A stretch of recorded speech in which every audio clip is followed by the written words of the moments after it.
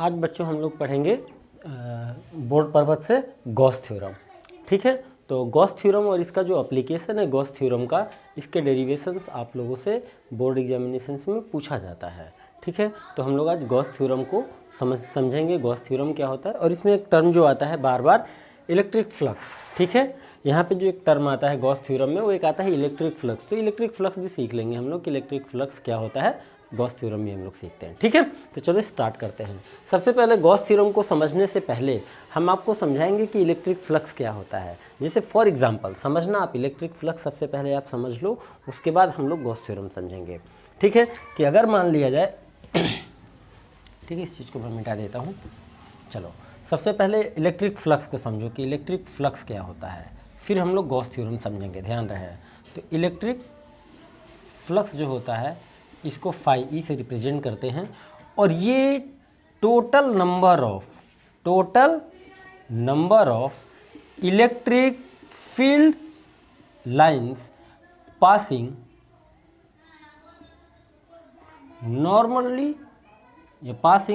Normal to the given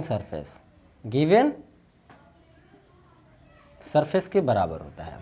क्या बोला मैंने कि इलेक्ट्रिक फ्लक्स फाई ई जो होता है total number of electric field lines या electric lines of force passing normally to the given surface area, या गिवन सरफेस लिख लो या गिवन सरफेस एरिया लिख लो।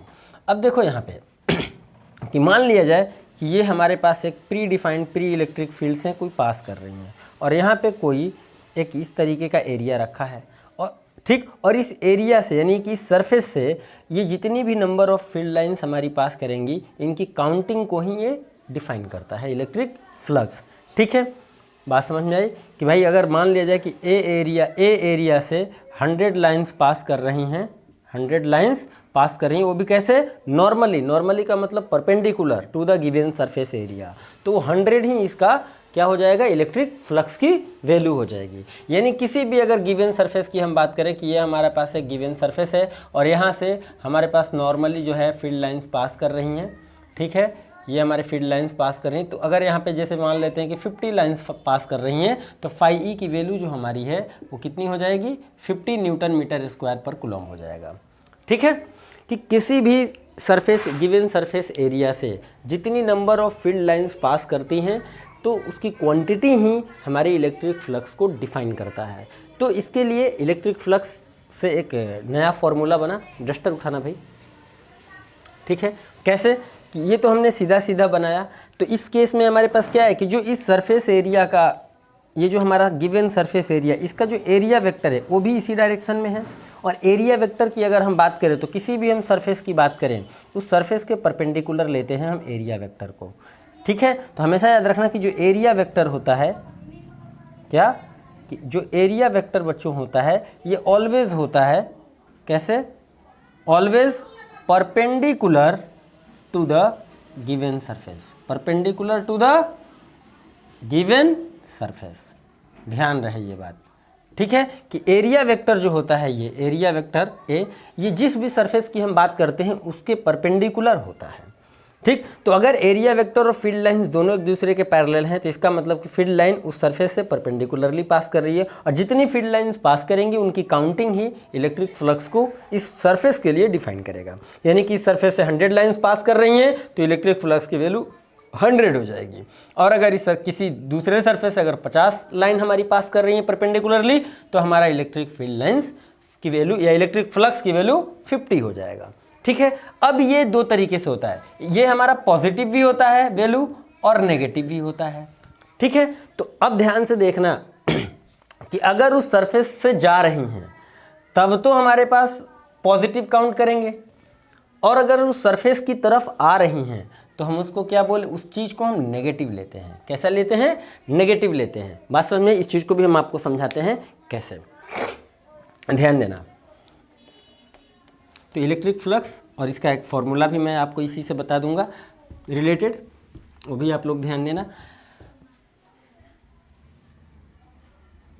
ठीक है, तो देखो क्या मैंने बताया अभी आपको कि जैसे दो चीज़ें मैंने बताई कि जैसे हमारे पास, अगर ये हमारे पास एक सरफेस है, ऐसे बना लो, परपेंडिकुलर सीधा बना लो, कोई दिक्कत नहीं है। कि जैसे मान लिया हमारा ये एक सरफेस है, और ये हमारे फील्ड लाइन से इसमें से जो पास कर रही हैं सीधे सीधे, ठीक है, कोई दिक्कत वाली बात नहीं। और इसका एरिया कितना है, ई है, ए है, ठीक है, ध्यान से देखना आप लोग, एरिया इसका कितना ए है। और मैंने बोला कि अगर इसमें से 100 लाइंस पास कर रही हैं तो हमारा 100 लाइंस पास कर रही हैं तो फाई ई की वैल्यू कितनी हो जाएगी, 100 हो जाएगी, ठीक है। अगर 50 लाइन पास करेंगी तो 50 हो जाएगी, 20 लाइंस पास करेंगी 20 हो जाएगी। तो इसके कॉन्सेप्ट पे भी इसका इलेक्ट्रिक फ्लक्स का अपना एक डिफिनेशन है, वो ये है कि electric flux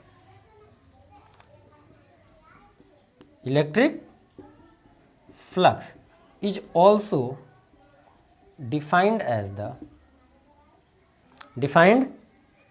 the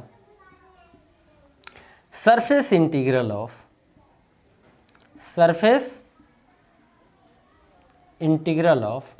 electric field. एक तो हमने आपको बताया कि जो काउंटिंग है वो है, और एक और इस तरीके से भी हमारी डिफिनेशन होती है कि अगर कोई गिवन सरफेस एरिया, यानी कि सरफेस इंटीग्रल किसका, इलेक्ट्रिक फील्ड का, ठीक है, कि इलेक्ट्रिक फील्ड का जब हम सरफेस इंटीग्रल निकालेंगे तो जो रिजल्ट आएगा that result is equal to the electric flux phi E. तो यहाँ से हमारा जो ऐसे फार्मूला बनेगा कि surface integral of electric field का सरफेस इंटीग्रल हमें निकालना है। चूंकि एरिया वेक्टर भी हमारा वेक्टर क्वांटिटी है और इलेक्ट्रिक फील्ड भी वेक्टर क्वांटिटी है, तो दोनों के बीच में हम क्या लगा देंगे, डॉट प्रोडक्ट लगा देंगे। तो हमारे पास कुछ ऐसे रिजल्ट आ जाएगा कि E D A cos theta, ठीक है। चलो ये वाला मैं यहाँ पे मिटा देता हूँ। ये वाला जो फॉर्मूला है ये गॉस थ्योरम से रिलेटेड है, जो कि ऊपर मैंने लिख रखा है, ठीक है, ये आप ध्यान रखेंगे। तो इलेक्ट्रिक फ्लक्स का ये भी एक हमारा फॉर्मूला होता है, याद रहे। अब इसके बाद चलो हम आपको बताते हैं कि गॉस थ्योरम क्या है। ध्यान देना कि electric flux defined as the surface integral of electric field lines, electric field. तो surface integral of electric field से हमारा ये फॉर्मूला बनता है। और इलेक्ट्रिक फ्लक्स जो है number of electric field lines जो नॉर्मली किसी गिवन सरफेस से पास करती हैं उसकी काउंटिंग को भी रिप्रेजेंट करता है, ठीक। तो इन दो चीज़ों को सीखने के बाद अब हम गॉस थ्योरम पे चलते हैं। देखो बच्चों, गॉस साहब ने ये बताया, ये एक फिजिसिस्ट थे, इन्होंने बताया कि भाई अगर कोई सरफेस ठीक है जो भी चार्ज इनक्लोज कर रहा हो, ठीक है, जैसे फॉर एग्जांपल कि हमने मान लिया ये एक सरफेस है और ये कितना चार्ज इनक्लोज कर रहा है, क्यू। तो इस सरफेस से पास होने वाला जो नेट इलेक्ट्रिक फ्लक्स होगा, जो टोटल इलेक्ट्रिक फ्लक्स होगा, वो 1/ε0 time to the net charge के बराबर होगा। किसके बराबर होगा कि अगर कोई क्लोज्ड सरफेस जितना भी चार्ज इनक्लोज करता है, ठीक, तो इस सरफेस से पास होने वाला जो इलेक्ट्रिक फ्लक्स होगा उस चार्ज के 1/ε0 टाइम्स होगा, ठीक है। तो ये गॉस थ्योरम ने फॉर्मूला दिया इलेक्ट्रिक फ्लक्स का कि क्यू जो है ये charge enclosed by the closed surface multiplied by 1/ε0 times. तो ये हमारा डिफिनेशन लिख रखा है कि total flux through a closed surface is 1/ε0 times to the net charge enclosed by the closed surface. Figure आपके सामने है कि अगर ये क्लोज्ड सरफेस हमारा एक क्यू चार्ज को इनक्लोज करता है तो इस सरफेस से पास होने वाला इलेक्ट्रिक फ्लक्स की वैल्यू इतना हो जाएगा। और यूनिट हमारा क्या होता है, न्यूटन मीटर स्क्वायर पर कूलम, ठीक है। तो ये बात आप ध्यान रखेंगे। इसके बाद बात आती है कि इसका प्रूफ, कि इसको प्रूफ कैसे करेंगे कि जो इलेक्ट्रिक फ्लक्स की वैल्यू है इतनी ही होती है। तो चलो इसके प्रूफ को भी हम लोग सीख लेते हैं। तो अब देखो प्रूफ पे चलते हैं इसके। मान लिया कि ये हमारा एक स्फेरिकल सरफेस है और यहाँ पे कोई क्यू चार्ज रखा है। ये सरफेस कैसा है, स्फेरिकल सरफेस है, और इस सरफेस का नाम देते हैं हम लोग स्फेरिकल गॉसियन सरफेस। क्या, spherical Gaussian surface, spherical Gaussian surface, ठीक है। अब इस सरफेस के किसी भी एक छोटा सा सेक्शन हमने ले लिया यहाँ पे, तो इस सरफेस से एरिया वेक्टर कैसा होगा, एरिया वेक्टर इस सरफेस से जस्ट बाहर की ओर, यानी कोई भी सरफेस हम लेंगे उसके जस्ट परपेंडिकुलर जो हमारी वेक्टर ड्रॉ करोगे वो एरिया वेक्टर को रिप्रेजेंट करेगा। यानी एरिया वेक्टर चूंकि छोटा सा लिया है तो हम इसको डीए लिखते हैं, कोई दिक्कत तो नहीं। अब यहाँ से इसकी डिस्टेंस हम कितनी मान लेते हैं, r है। ये ऐसे एज्यूम कर लो कि जैसे एक फुटबॉल है, अब फुटबॉल के सेंटर पे हमारा कोई एक चार्ज रखा हुआ है, तो फुटबॉल वाला सरफेस गोल होता है, उसका वो अलग अलग स्ट्रिप से मिलके बनता है। तो एक छोटा सा स्ट्रिप जो है उसका हमने एक एरिया वेक्टर बना लिया। अब इस चार्ज की वजह से जो इलेक्ट्रिक फील्ड होगा इसके इस सरफेस पे या इस पॉइंट पे, अगर हम मान लें एक पर्टिकुलर पॉइंट P पे हम मान लें, तो इलेक्ट्रिक फील्ड का डायरेक्शन क्या होगा, इधर ही होगा। कोई दिक्कत वाली बात, ठीक है। अब इस गॉसियन सरफेस के लिए इस चार्ज की वजह से इस r डिस्टेंस पर अगर हम पॉइंट P पर इलेक्ट्रिक फील्ड की वैल्यू निकालें तो हमारा इलेक्ट्रिक फील्ड की वैल्यू कितनी आएगी, तो KQ/r²। इसमें किसी को कोई दिक्कत वाली बात होनी नहीं चाहिए। और एरिया वेक्टर भी इधर ही है, तो इन दोनों के बीच का जो एंगल है वो कितना है, 0 डिग्री, ठीक है। क्योंकि both are in parallel, parallel का मतलब दोनों सेम डायरेक्शन में है। जब सेम डायरेक्शन में है तो दोनों वेक्टर के बीच में एंगल कितना है, 0 डिग्री। अब आ जाओ फॉर्मूले पे कि फाई ई हमारा क्या कहता है, कि फाई ई कहता है कि surface integral of electric field. तो surface integral of electric field, ठीक है, दोनों के बीच में लगा दिया। अब इस वैल्यू रख दो कि E/dA इंटू कॉस थीटा। ई की वैल्यू हमारे पास क्या है, तो ई की वैल्यू है KQ/r²। कॉस थीटा 0 डिग्री लिखा है एंगल की वैल्यू, अब कॉस 0 डिग्री की वैल्यू कितनी होती है, सबको पता है 1 होता है। तो कॉस 0 की वैल्यू 1, बचा क्या जब DA, ठीक है। अब चूंकि सरफेस एरिया को इंटीग्रेट करना है, सरफेस इंटीग्रल है तो सरफेस एरिया को इंटीग्रेट करेंगे, तो ये वैल्यू हमारा कांस्टेंट है, इंटीग्रल से बाहर आ गया, तो आ गया KQ/r², surface integral of this surface. अब चूंकि ये स्फेरिकल गॉसियन सरफेस है तो स्फेयर का सरफेस एरिया कितना होता है टोटल, 4πr²। तो हमने रख दिया यहाँ पे कि KQ/r², सरफेस एरिया की वैल्यू हमारी इंटीग्रेशन के बाद 4πr², ठीक है। r² से r² हमारा कैंसिल हो गया। अब हमारे पास रिजल्ट में क्या बचा, ये फाई ई की वैल्यू है, तो फाई ई की वैल्यू हमारे रिजल्ट में क्या बचा, KQ इंटू 4π। अब k की वैल्यू क्या होती है, 1/4πε0। तो हमने रख दिया कि फाई ई बराबर k की वैल्यू 1/4πε0, q था और एक 4π और बचा है, तो q इंटू 4π, 4π से 4π कैंसिल, तो ये फाई ई की वैल्यू कितनी आ गई, q इंटू 1/ε0। तो ये हमारा प्रूविंग है, ये हमारा क्या है, प्रूविंग है। हम क्या करेंगे कि एक चार्ज लेंगे, उस चार्ज के सराउंडिंग में एक स्फेयर बनाएंगे, स्फेयर पे एक कोई सरफेस छोटा सा ले लिया, उस सरफेस एरिया का वेक्टर ड्रॉ करेंगे, एरिया वेक्टर, इलेक्ट्रिक फील्ड भी सेम डायरेक्शन में होगा, थीटा दोनों के बीच में, if both are in same direction 0 degree, cos 0 degree की वैल्यू 1। और हमें पता है डिफिनेशन से कि इलेक्ट्रिक फ्लक्स का फॉर्मूला होता है कि surface integral of electric field. तो vector E dot vector DA, EDA cos theta की वैल्यू हमारी 1 है, तो यहाँ पे 1 रख दिया। और ई की वैल्यू हमने निकाल रखा है, KQ/r² होता है, तो KQ/r² इंटू DA, के की वैल्यू सब्सटीट्यूट करेंगे, ठीक है, बाद में कर लेना, या यहाँ पे सरफेस एरिया को इंटीग्रेट किया 4πr², और यहीं पे चाहे तो आप k की वैल्यू को भी रख दो, सीधा हमारा ये रिजल्ट आ जाएगा। तो ये हमारा प्रूफ हो गया कि गॉस साहब ने जो बताया था अपने थ्योरम में वो चीज़ सही है, ठीक है। तो इलेक्ट्रिक फ्लक्स जो होता है किसी भी क्लोज्ड सरफेस के लिए, अगर वो close surface Q charge enclose करता है तो उस Q को 1/ε0 से मल्टीप्लाई कर दो, आपको इस सरफेस से पास होने वाला या इमिट होने वाले टोटल इलेक्ट्रिक फील्ड लाइंस की क्वांटिटी आपको मिल जाएगी, या टोटल इलेक्ट्रिक फ्लक्स आपको मिल जाएगा, ठीक है। तो ये था हमारा गॉस थ्योरम। अब इसका यूज चलो करते हैं, इसके एप्लीकेशंस पढ़ते हैं, ठीक है। तो ये हमारा पहला टॉपिक था, अच्छे से आप लोग समझ लेना और नोट कर लेना। और कोई दिक्कत हो तो कमेंट बॉक्स डिस्क्रिप्शन में आपके पास ईमेल आईडी है, व्हाट्सएप नंबर है, उस पर आप लोग सवाल पूछ सकते हो। आपके कोई भी डाउट है तो आप वहाँ पे अपने सवाल पूछ सकते हो, ठीक है। अब चलो गॉस थ्योरम का एप्लीकेशन समझते हैं। गॉस थ्योरम का जो हमारा पहला एप्लीकेशन है वो आता है कि अगर इनफाइनाइट लेंथ का कोई लीनियर चार्ज है, उससे किसी पर्टिकुलर पॉइंट पे इलेक्ट्रिक फील्ड इक्वेट करना हो तो कितना होगा, ठीक है। क्या आता है कि अगर इनफाइनाइट एक्सटेंशन का, अब हम एप्लीकेशन पढ़ने जा रहे हैं, अब हम क्या पढ़ने जा रहे हैं, एप्लीकेशन ऑफ गॉस थ्योरम। तो एप्लीकेशन ऑफ गॉस थ्योरम में पहला हम लोगों का जो एप्लीकेशन है वो ये है कि intensity of electric field due to a infinite uniformly charge wire, ठीक है, कि intensity of electric field,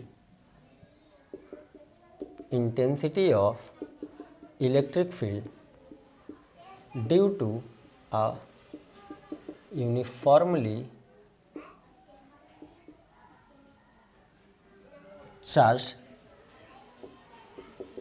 wire having infinite length. ठीक है, कि अगर उसका लेंथ इनफाइनाइट हो तो हमने मान लिया चलो कि ये हमारा एक था जिसके लेंथ हमारे इनफाइनाइट है, बहुत एक्सटेंडेड है, बहुत दूर तक है और इस पर हर जगह पॉजिटिवली चार्ज डिस्ट्रीब्यूटेड है। ठीक है, तो हम क्या करते हैं कि अगर हमें जिस पॉइंट पे इलेक्ट्रिक फील्ड निकालना है, जैसे मान लिया कि हमको यहाँ पे इलेक्ट्रिक फील्ड निकालना है, तो इससे हमारा कोई एक डिस्टेंस होगा, मान लिया कितना है, ये r है। ठीक है, तो हम इस पॉइंट से पास होने वाला एक Gaussian surface, virtual surface draw कर लेते हैं in the shape of cylinder, in the shape of cylinder. ठीक है, ये जो हमारा सरफेस हमने ड्रॉ किया ये वर्चुअल सरफेस है और इसकी अपनी एक लेंथ है। कितनी हमने लेंथ ली, l। इस सिलेंडर, ये जो वर्चुअल सरफेस है इसका लेंथ कितना है, l, और इस सरफेस का नाम क्या है, गॉसियन सरफेस। इसका नाम क्या है, गॉसियन सरफेस। ठीक है, तो इस गॉसियन सरफेस पे हमने एक छोटा सा यहाँ सरफेस एरिया ले लिया, एक यहाँ पे सर्कुलर है, यहाँ पे एक छोटा सरफेस एरिया ले लिया, एक यहाँ पे है, यहाँ पे छोटा सा सरफेस एरिया ले लिया। अब तीनों का जरा ध्यान से देखो, इस सर्कुलर सरफेस का तो हमने बताया कि एरिया वेक्टर कैसे होगा, कोई भी अगर हमारा सरफेस है फ्लैट तो इसके परपेंडिकुलर, तो अगर ऐसा ही कुछ है, ये गॉसियन सरफेस कुछ ऐसा ही है, तो ये फ्लैट सर्कुलर सरफेस है, ये फ्लैट सर्कुलर सरफेस है, तो इसका हमारा एरिया वेक्टर ऊपर जाएगा, इसका एरिया वेक्टर नीचे जाएगा, और ये जो कर्व्ड वाला पोर्शन है इसका एरिया वेक्टर ऐसे ड्रॉ कर लेंगे हम लोग। तो भाई हमने देखा कि यहाँ पे मान लिया कि ये फर्स्ट सरफेस है, ये सेकेंड सरफेस है और ये थर्ड सरफेस है, तो फर्स्ट सरफेस का एरिया वेक्टर हमारा इधर आ गया, मान लो इसको dA1 लिख लिया। चूंकि ये लीनियर चार्ज है, तो अगर ये कोई चार्ज है पॉजिटिवली चार्ज इस तरीके से, तो इससे के लिए अगर हम किसी भी डायरेक्शन में इलेक्ट्रिक फील्ड लाइंस ड्रॉ करेंगे तो ऐसे निकलेगा, ऐसे निकलेगा, ऐसे निकलेगा, ऐसे निकलेगा, ऐसे निकलेगा, ऐसे निकलेगा, ऐसे ही निकलेगा। ठीक है, हमेशा आउटवर्ड, कोई दिक्कत तो नहीं कि किसी भी पॉइंट पे आप ड्रॉ करोगे इलेक्ट्रिक फील्ड लाइन्स यहाँ इस लीनियर चार्ज के लिए तो आपको ऐसे ही मिलेगा। ठीक है, ये ऐसे है कुल मिला के कि ये हमारा लीनियर चार्ज है, तो इलेक्ट्रिक फील्ड हर डायरेक्शन में ऐसे निकलेगा, हर डायरेक्शन में ऐसे निकलेगा। इस बात को आप लोग ध्यान में समझें, यानी यहाँ पे बात करोगे तो ऐसे निकलेगा। अब जब उनका इन्वेलप लेके हमने अपना बनाया तो ये कुछ सिलेंडर हमें मिला है। तो अब ज़रा ध्यान से देखना यहाँ पे कि अगर हम सेकेंड सरफेस के लिए फिर इलेक्ट्रिक फील्ड वेक्टर ड्रॉ करें तो एरिया वेक्टर तो हमारा यहाँ पे इधर ही है। ठीक, ये सेकेंड सरफेस है तो dA2 लिख लेते हैं, और इस चार्ज के लिए इलेक्ट्रिक फील्ड का डायरेक्शन ले तो ये इधर मिलेगा, यहाँ पे इलेक्ट्रिक फील्ड का डायरेक्शन ले तो वो भी हमारा इधर ही मिलेगा। ठीक है, इस वाले सरफेस के लिए इलेक्ट्रिक फील्ड लेंगे तब भी हमें इधर ही मिलेगा, लेकिन एरिया वेक्टर इसका किधर मिला, तीसरे वाले के लिए नीचे मिला। अब यहाँ पे देखो दोनों पैरेलल हैं, तो यहाँ पे थीटा की वैल्यू कितनी है, 0 डिग्री। यहाँ पे ये दोनों 90 डिग्री एंगल पे हैं, तो यहाँ पे थीटा की वैल्यू कितनी है, 90 डिग्री। यहाँ पे भी ये दोनों परपेंडिकुलर हैं, तो यहाँ पे भी थीटा की वैल्यू हमारी कितनी है, 90 डिग्री है। ठीक है, तो आपने ध्यान से देखा कि जो सर्कुलर फेस है सिलेंडर का, ये हमारा एरिया, इसका area vector electric field vector के साथ 90 डिग्री एंगल पे है। बॉटम सर्कुलर फेस का भी एरिया वेक्टर और electric field vector 90 degree angle पे है, लेकिन जो curved portion of the cylinder है या curved portion of the Gaussian surface है, उसमें इलेक्ट्रिक फील्ड वेक्टर जो है एरिया वेक्टर के साथ कितने एंगल पे है, थीटा एंगल पर है, 0 डिग्री के एंगल पे है। तो अब इस गॉसियन सरफेस से पास होने वाला अगर हमें इलेक्ट्रिक फ्लक्स निकालना है तो कैसे निकालेंगे कि electric flux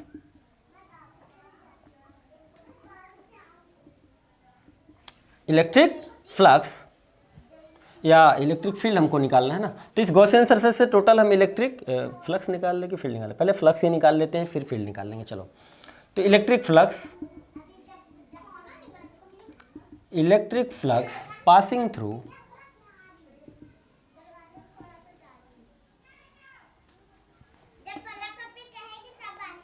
Gaussian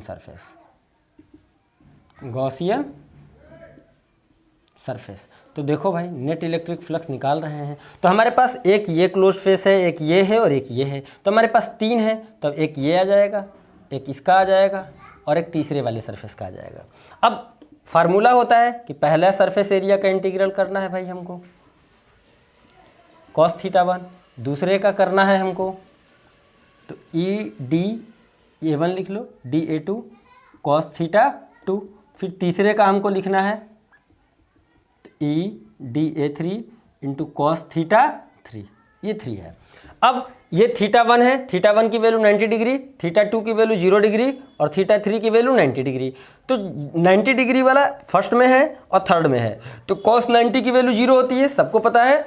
cos 0 degree मतलब 1, कॉस 0 डिग्री मतलब 1, और कॉस 90 डिग्री मतलब 0, और एक और वैल्यू भी लिख लो एक्स्ट्रा कि कॉस 180 डिग्री मतलब -1। तो जहाँ जहाँ कॉस 90 है वहाँ वैल्यू 0 हो जाएगा, और जहाँ कॉस 0 है वहाँ 1। तो यहाँ पे थीटा की वैल्यू कॉस 0 आ जाएगी। तो 0 से जब इसको मल्टीप्लाई करेंगे तो ये पूरा टर्म हमारा क्या हो जाएगा, 0। तो पहला और तीसरा तो हमें 0 0 मिला, तो बचा केवल ये, और यहाँ पे इसकी वैल्यू है 1। ठीक है, तो हमारे पास इलेक्ट्रिक फ्लक्स की वैल्यू कितनी आई, तो इलेक्ट्रिक फ्लक्स की वैल्यू आई E into second surface dA2। अब सेकेंड सरफेस क्या है, ये कर्व सरफेस है। सेकेंड सरफेस क्या है, कर्व सरफेस। और एक सिलेंडर का कर्व सरफेस एरिया कितना होता है, तो भाई बेस का एरिया इसका पूरा, तो ये सरकमफेरेंस इंटू हाइट, तो 2πRh, और h कितना है यहाँ पे, l है। तो हमारे पास इसका जब हम इंटीग्रेशन करेंगे तो इसकी वैल्यू कितनी आ जाएगी, इसका इंटीग्रेशन में 2πRl, 2πRl। तो हमारे पास पूरा वैल्यू आ गया कि E इंटू 2πRl। ठीक है, यहाँ तक किसी को कोई दिक्कत होनी नहीं चाहिए। देखो अब ये वाला पोर्शन मैं मिटाऊंगा, तो उधर का आप लोग पूरा कंप्लीट कर लेना, और फिगर कंप्लीट ड्रॉ कर लो। तो मैं थोड़ी देर के लिए फिगर भी मिटा दूँ तो स्पेस थोड़ा मिल जाएगा हमको लिखने के लिए। ठीक है, तो इतना आप पूरा लिख लो, फिर ये वाला पूरा मैं मिटा रहा हूँ। अब देखो कि हमें φe की वैल्यू क्या मिल गया कि E इंटू 2πRl। ठीक भाई, E की वैल्यू E है 2πRl, E हमको निकालना है अकॉर्डिंग टू हेडिंग, तो E को हम निकालेंगे। तो ये एक इक्वेशन ये हो गई। अब गॉस थ्योरम के अकॉर्डिंग क्या होता है, अकॉर्डिंग टू गॉस थ्योरम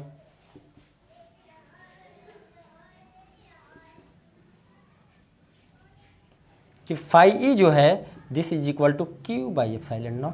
ये इक्वेशन सेकेंड। अगर दोनों को कंपेयर करो तो ये भी φe की वैल्यू, ये भी φe की वैल्यू, तो ये वाली वैल्यू और ये वाली वैल्यू आपस में क्या होनी चाहिए, बराबर। मैंने कहा बराबर कर लो, तो हमने कहा comparing equation first and second, comparing equation 1 and 2, we get कि E into 2πRl equal to Q/ε0। So E is equal to क्या आ गया, तो 1/2πε0 Q/R इंटू L। कोई दिक्कत वाली बात, तो ये हमारा फॉर्मूला आ गया यूनिट इलेक्ट्रिक फील्ड का न्यूटन पर कूलम। इसको और सिंप्लीफाई कर सकते हैं हम लोग, ध्यान से देखना, इसको और सिंप्लीफाई कर सकते हैं, ध्यान से देखो। देखो बच्चों, ये जो वैल्यू हमारे पास आया है, अब हमने कहा कि अगर मान लेते हैं कि लेमडा जो है लीनियर चार्ज डेंसिटी है वायर का, linear charge density of wire, तो डेंसिटी बराबर क्या आ जाएगा, चार्ज बाई लेंथ। तो यहाँ पे जो आपको ये दिख रहा है चार्ज अपॉन लेंथ, इसको हम लेमडा भी लिख सकते हैं। देन अब इंटेंसिटी कितनी आ गई, तो 1/2πε0 Q/L को हम क्या लिख सकते हैं, लेमडा डिवाइडेड बाई आर। तो इन टर्म ऑफ डेंसिटी हमें क्या फॉर्मूला मिला, ये मिला न्यूटन पर कूलम। और अगर इसको वेक्टर फॉर्म में आपको रिप्रेजेंट करना है, क्या करना है, अगर आपको वेक्टर फॉर्म में रिप्रेजेंट करना है तो वेक्टर फॉर्म के लिए आप सीधा लिख लो कि E के ऊपर वेक्टर बना लो 1/2πε0 लेमडा बाई आर, और यहाँ पे एक यूनिट वेक्टर लिख लिया करो आर के ही फॉर्म में। इसी के फॉर्म में एक यूनिट वेक्टर आप लगा लिया करो, ठीक है। और इस यूनिट वेक्टर की वैल्यू आपको पता ही है कि ये 11th क्लास का कॉन्सेप्ट है, क्या आ जाएगा, वेक्टर आर बाई आर, ठीक है। तो इसके जगह चाहे ये लिख लो या केवल यूनिट वेक्टर लगा लिया करो, और ये हमारा वेक्टर फॉर्म में है न्यूटन पर कूलम। तो ये हमारा इसके लिए, इस हेडिंग के लिए कंप्लीट डेरिवेशन था जो कि मैंने आप लोगों को बताई। अब इसके बाद दूसरा हेडिंग भी हम आपको कराने जा रहे हैं, ठीक है। तो इतना आप लोग प्रॉपरली नोट कर लो। अब देखो बच्चों, अब सेकेंड हेडिंग हम लोग करेंगे इसमें, intensity of electric field due to uniformly charged infinite plane sheet. यानी एक इनफाइनाइट एक्सटेंशन का हमारे पास प्लेन शीट है, एक प्लेन पेपर कह लो या प्लेन शीट कह लो मेटेलिक, और जो यूनिफॉर्मली चार्ज्ड है, हर तरीके से ये एक्सटेंड कर रहा है, ठीक है। और ज़रा वो कॉपी एक देना कोई, हाँ ये दे दो। कुछ इस तरीके से आप समझ लो कि ये हमारा एक इनफाइनाइट एक्सटेंशन का प्लेन शीट है और इस तरीके से ये रखा है, ठीक है।